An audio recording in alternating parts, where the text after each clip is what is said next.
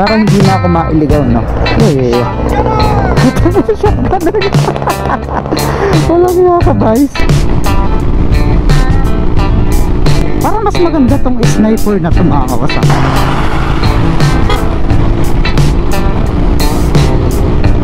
Grabe, suki na ako dito sa Riyaya, dumaan. Boss, sa kaya yung Mount Banahaw view deck? Ang ano, ang hamog. Oh, ito yung Mount Banahaw, oh. Saan mas maganda dyan? Parang wrong timing, oh, tamo. Maulap na. Dito na lang. Susumbong kita dun.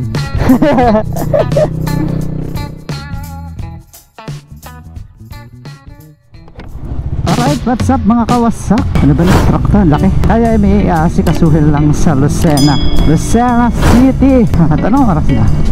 1:52. As usual, tanghali na naman ako kung lumakad. Pero okay lang yan. By the way, nagpa-change na ako kayo ng umaga. Ang odo ko ay 2,521.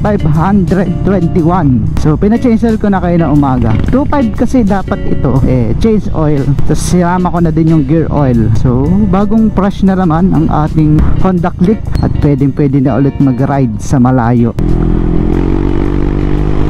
So di na ako naglagay ng top box mga kawasak. Kasi nga isa lang camera lang ang dala ko. Hindi ko dala yung ating drone. Kasi dinadala ko lang yung top box ko kapag may dala akong drone. Kasi wala akong ibang paglalagyan kundi yung top box. Kasi may disadvantage at saka advantages ang top box mga kawasak. Doon muna tayo sa advantages ng may top box. Ayun, mas madami kang pwedeng ilagay at pwede kang madala sa iyong pag-ride kapag may top box ka. At the same time, kahit na umulan, wala kang problemang mabasa kasi may silyado yung gilid niya. Para bang may rubber, mga kawasak, no? Tapos, ang disadvantages naman kapag may top box ka is ramdam mo talaga yung bigat. I mean, kapag nakalagay yung top box mo sa likod, ang hirap overtake. Yung bigla ang overtake pag bigla mong kinabig yung motor na ganun, is ramdam mo talaga na parang may naiiwan sa likod, no? Tsaka ito pa, kapag mahangin, kahit banayad yung takbo mo na pantay mga kawasak na ganan, sobrang lakas ng hangin o mahangin, ramdam parang gumaganon yung motor mo. Kaya minsan nakala ko flat yung motor ko tapos pagbaba ko hindi naman, gawa lang ng top box kasi nahampas siya ng hangin. Imbis na ako lang yung hampasin ng hangin at yung motor, nadadamay pa yung top box. Kaya parang nararamdaman mo na medyo flat yung motor mo, pero hindi naman talaga. Nga pala kayo na sa nag-change oil ako, sabi sa akin iparemap ko daw sing ano siya, baka daw mag loss compression. Sabi ko 1,000 na yung tinakbo ko, sabi ko bahala na, pero ayoko iparemap. Try natin, di ba? Experiment mga kawasak ha. Sige, experiment ko to. Itong Click 125i version 3 ko ay pinaltan ko ng Tambucho at Replica Pro. At titingnan natin kung hindi siya mag-check engine or wala akong magiging problema. Ano, para matapos na yung mga issue na yan. Siguro yung iba, at kung totoo man to, nakakahaka ko. Siyempre, hindi naman ako mekaniko. Experiment ko lang to. Di nasa pag-iingat na yan. Kung totoo man, yung sinasabi ko na hindi na kailangan i-remap, no? Huwag nyo kayo bash siya kasi ito, opinion ko lang. I-experiment ko na lang sa sarili kong motor. Kung hindi ba ito magkakaaberya sa darating pang panahon or buwan. Kailan ba ako July. Ano na ngayon? September na. July ako nagpalagay ng pipe. So, next year, July 2024, balikan natin to. Kung ano bang review ko at pag nagpalit ako ng pipe na wala akong ginalaw, hindi ako nagpa-remap, no? So yun lang. Hirap lang ngayon mga kawasak kapag natsyempo ko na ng labasan ng mga estudyante. Talagang traffic. Ang hirap makasingit kahit motor Buti ngayon, anong oras na? 1:57. Hindi naman ganun ka-traffic. Ano kaya yan? May libing. Kala ko may checkpoint na naman. Sarap talaga humagot pag naka-pipe. Ito yung last vlog ko. Punta kami Monte Maria. Pinaka-exciting na ride ko yan. Kasi may kasama ako, tapos ang layo ng biyahe namin. Tapos, para pa kaming nag-endurance sa ginawa namin yun.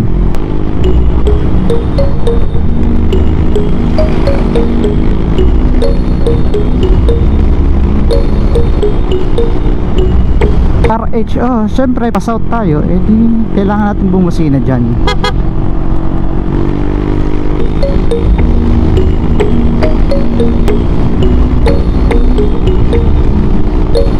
Sarap talaga hagutin iklik. Mabibiting ka lang sa una pero kaya niyan dumulo.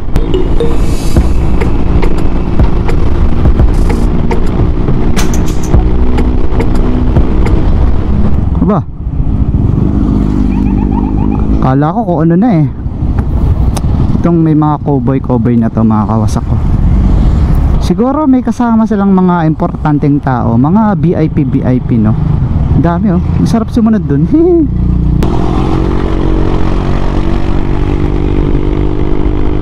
Siguro for sure mamaya pagbalik ko dito, traffic dito sa part na to, mga kawasak. Ito lang lagi naman traffic eh.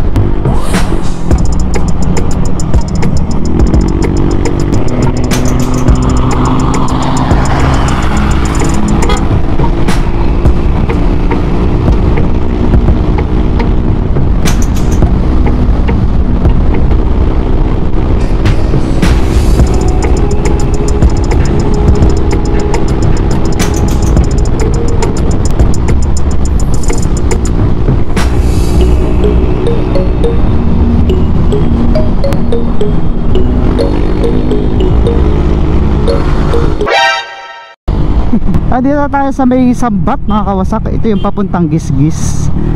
Yan, tinuturo kong yan. Parang mas maganda tong sniper na to, mga kawasak, kaysa sa rider. Tama, laki ng gulong parang mas maganda yan.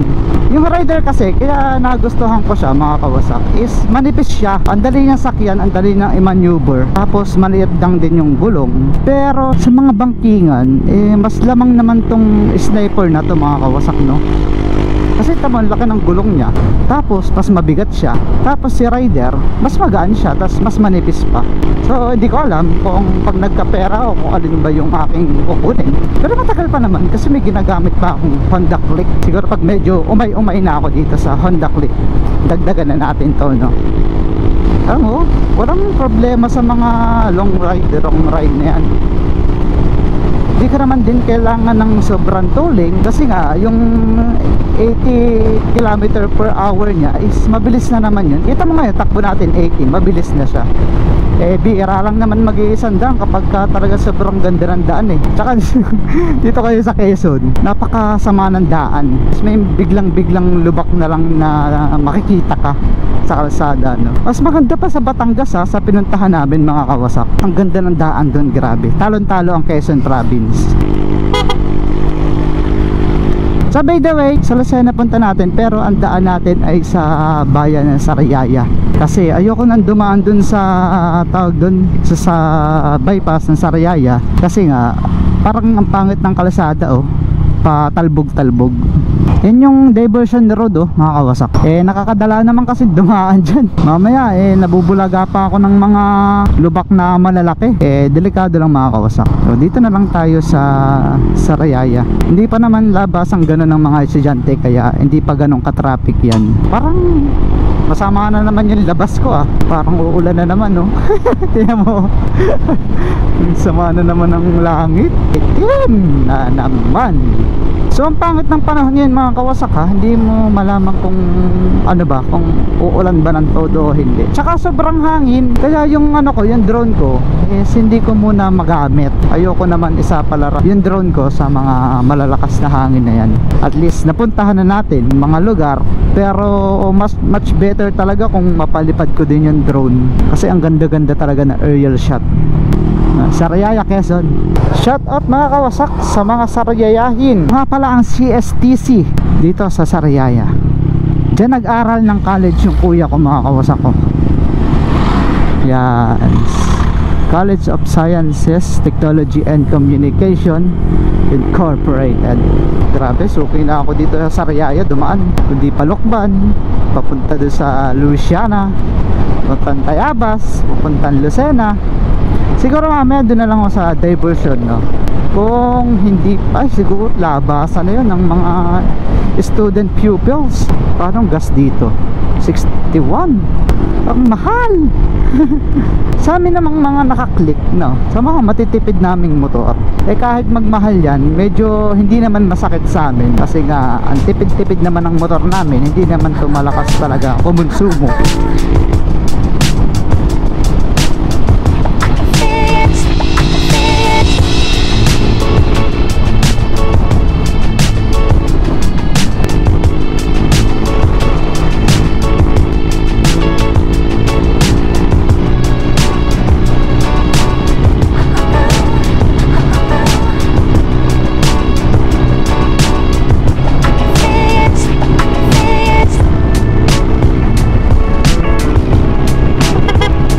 So yun mga kawasak, nasa Kalumpang na naman tayo. Uno Fuel. Ano kaya meron sa Uno Fuel at ang mura ng gas dyan? Kunti lang parang diferensya. Kasi sa Shell ako naggagas mga kawasak. Sa Shell na ako naggagas is parang 64 ba? 64 nga ata, 0.25. Tapos dito sa Uno, 61. So dati mas mura yan ng 5 piso eh. Medyo mahal na din eh. Pagka ganyan kamahal, doon ka na sa siguradong gasolinahan. Lucena kanan. So mamaya ako mag-Google Map kasi hindi ko alam yung pupuntahan natin. Alam ko lang pumunta ng Lucena pero hindi ko alam kung saan sa mismong sa Lucena. Saan talaga dito, no? Ganito parang ganito yung daan kapag sa mga diversion eh. Para ka nangangabayo. So ingat kayo dito mga kawasak kasi yung Kalumpang na yan going to Lucena, palusong kasi to, kaya pag medyo mabilis-bilis ang takbo mo, ang hirap magpreno. Wilcon Depot.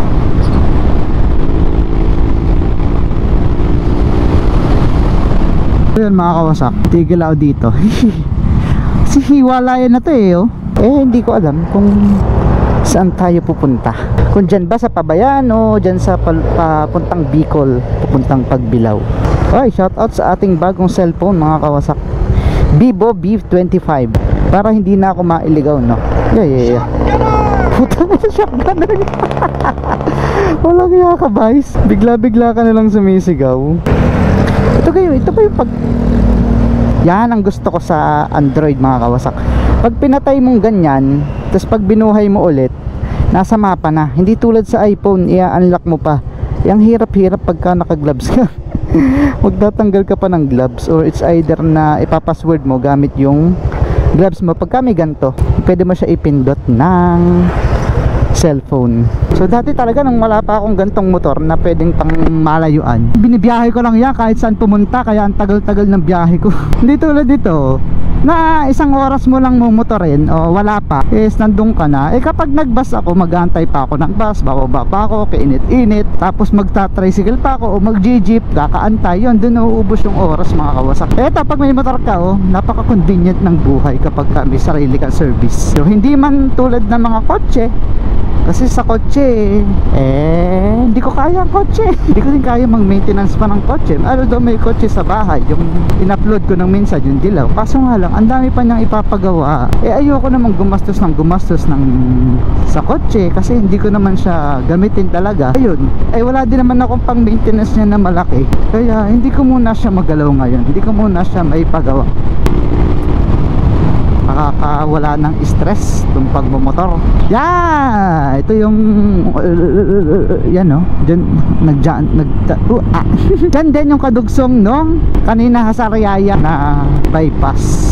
So yun yung delikado dito mga kawasak pagka nakamotor ka, yung gitli-gitli na yan, tapos ang bilis-bilis pa ng takbo mo, tatagan mo na hawak mo sa manubela at yung balance. So dito kakanan ata tayo, kakanan nga tayo. So hindi na tayo dadaan dyan sa underpass na yan kasi punta tayong bayan ngayon lang ulit ako nakadaan dito sa taas na to.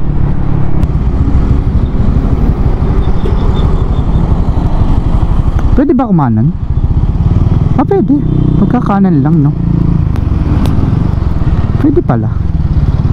Sorry, di pa ako taga dito. So yan, malapit na mula here. Ano, 1 kilometers pa naman. 1 kilometer. Gulang-gulang na to 300 meters pa pala. Yun. Yun, oh. So saan ang pwede magpark ang motorsiklo? So meron lang akong aasukasuhin dito mga kawasak, no? Sell lang, hamaya na lang ulit. Alright mga kawasak, tapos na ako. At di ko alam saan ako pupunta. Siguro dahil mahangin din naman at hindi ka naman mapapalipad yung drone, ipagtanong ko kung malapit lang ba yung view deck sa may Sariaya, Quezon, no? Yung Mount Banahaw view deck, sinong nakapunta na sa inyo doon mga kawasak? So ngayon try natin. Ito ba yung pauwi? Ay, ito nga ata. Tatry ko kung malapit lang ba yun sa may kalsada. Pero ko naman malayo kasi syempre bundok na yun. Puntahan na natin, no?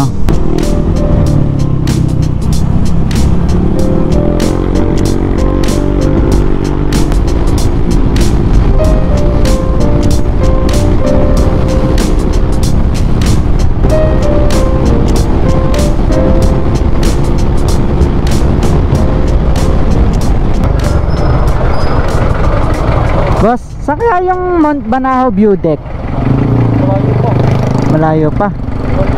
Yung view deck, saan ang daanan? Sa Palmas. Palmas. Pakanan. Oo. Pataas pa pataas. Doon pala ang daan. Akala ko dito. Dito walang malapit. Wala. Na view deck. Yun na mismo sa Palmas. Palmas Paylaya. Masama ang daan doon. Maganda. Puro sa may pinahalap yun. Pero malayo lang galing. Malayo lang. Okay. Sige, thank you kaya. Sa mga kawasak. Ay. Sa may Palmas pala yun. Saan nga ba ang Palmas?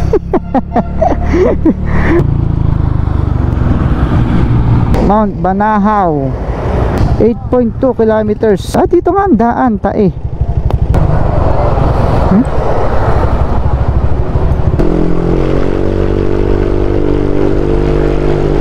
Kita mo mga kawasak ko, pabundok na naman tayo.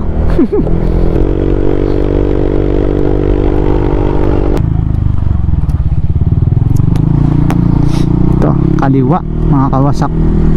So mula dito sa kantong to 6.5 kilometers pa. Medyo malayo-layo din yan, ha. Ano to? Bypass? Baka ano yung ginagawang tawag doon, SLEX, no? Expressway. Baka dito yung daanan, no? Kagandahan dito sa may map mga kawasak, pupunta ka sa gantong mga korbahan, kita mo na agad kung saan may korba. So aware ka na kailangan mong hindi ramatarat kapag kaganyan.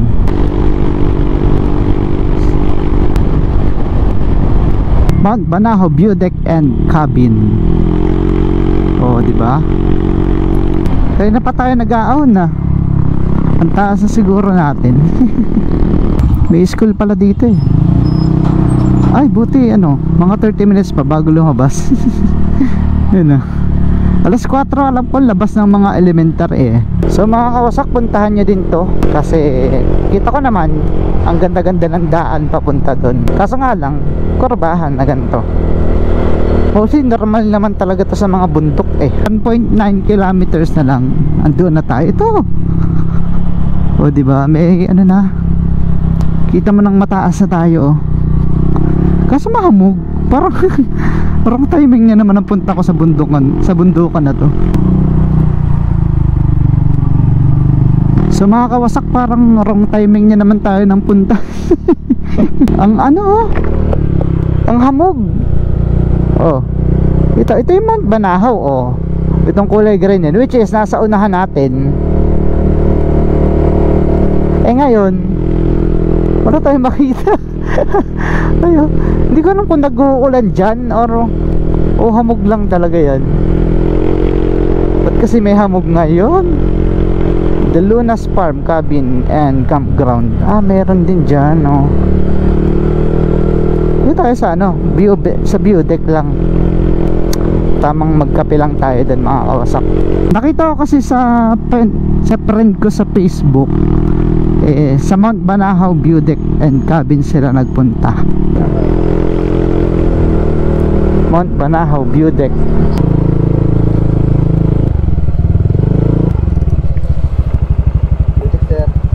Saan mas maganda dyan? Kung masabi ito po. Parang wrong timing o, tamo. Maulap na. Opo, sir. Dito na lang. Susumbong kita dun. Buko Express Point. Food to, food hub.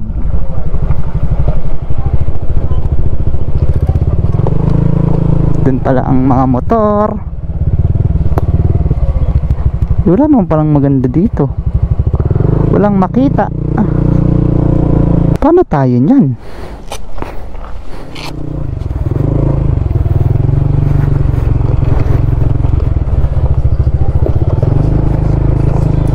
So yun mga kawasak, dahil wala din naman akong makita, hindi ko siya ma-appreciate, kaya uuwi na lang ako. Next time na lang. Next time na lang, sir. Wala akong makita, bablog ko sana. Ano mo, puro pag. Nga Kailan kaya maganda dyan? Bukas. Pwede rin, sir. Araw po ito. So yun mga kausap, hindi ko ma-appreciate ngayon yung kaganyang kagandahan, no? Dahil ang daming fog. Maulap siya. So next time na lang, no, sisiguraduhin ko na hindi maulap. Tapos may drone na din ako. Nagkaksayaran tayo ng gas. Uy, pison. Ito pala maganda, oh. Cabin and campground. Pwede kami dito. Yayain ko dyan si Nakiel. Yun yung plano namin sa sa Laguna. Magkakamping kami sa Laguna. So di para malapit-lapit sa amin. At pag may mahaba-haba silang weekend, no, di yayain ko dyan. So yun nga mga kawasak, no, pababa na ako. Next time na lang ako magbablog dyan sa Mount Banahaw view deck and cabin, kapag maganda-ganda na ang tanawin. Kasi ngayon mapag taas kasi na natin mapag sa Kabayanan, mapag din yung bundok. Kita mo yung kanina, talagang Mount Banahaw yan, bundok na bundok. Hindi, wala tayong makitang kahit ano. Hindi natin malaman kung maganda ba o ano. Kaya next time na lang mga kawasak. I'm so sorry. Pabalik na tayong Candelaria ngayon. So yun lang mga kawasak, nakalabas na ako ng kabundukan dito na ito sa highway. So yun lang mga kawasak, pabalik na ako ng Candelaria, Quezon. Sinama ko lang talaga kayo sa aking short ride. So don't forget to like, comment, share, and subscribe mga kawasak. Ride safe always. Peace.